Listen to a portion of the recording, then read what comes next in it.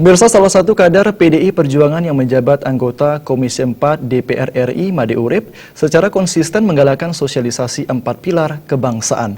Sosialisasi yang menghadirkan narasumber kader PDI Perjuangan Iwayan Gunadi dan Iwayan Dika Sumantra diikuti pecalang bersama bendesa adat dan pengurus desa adat dari seluruh Kabupaten Tabanan.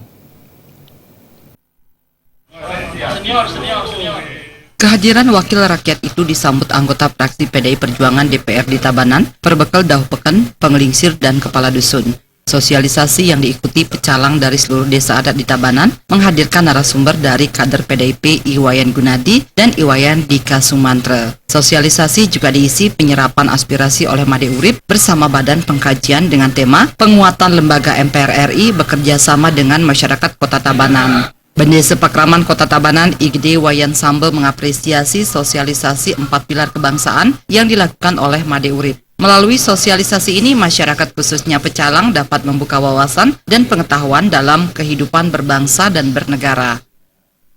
Dari Pak Made itu sangat berguna sekali karena selama ini 4 pilar yang diberikan materi itu sebagian besar dilaksanakan pada pendidikan formal, sehingga dengan sosialisasi yang dilaksanakan kepada masyarakat otomatis menyentuh secara langsung sampai kepada masyarakat bawah.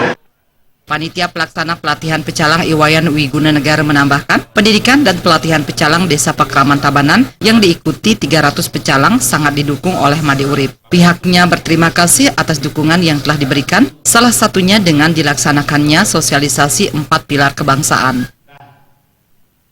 Dan berkat dukungan Pak Made Urip, salah satu anggota DPR MPR dari wilayah Provinsi Bali, kami sangat berterima kasih. Mudah-mudahan support dari beliau ini menjadikan pecalang Desa Pakraman Kota Tabanan benar-benar menuju profesionalisme sesuai dengan mutu yang kami harapkan, yaitu pecalang yang celang, eling, lang becaling.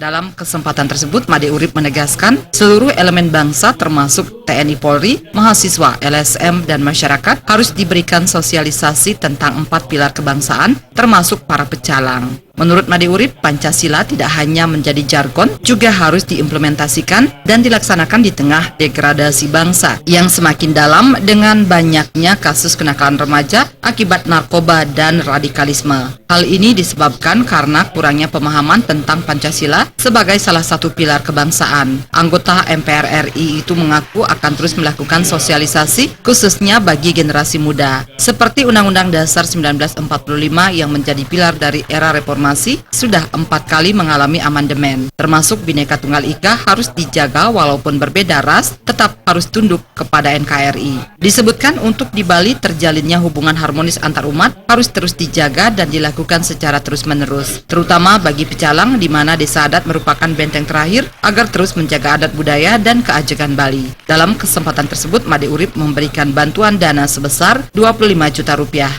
Tim Liputan Bali TV. Bupati Gianyar Rana Agung Barata mengajak pemangku kepentingan di lingkungan pemerintah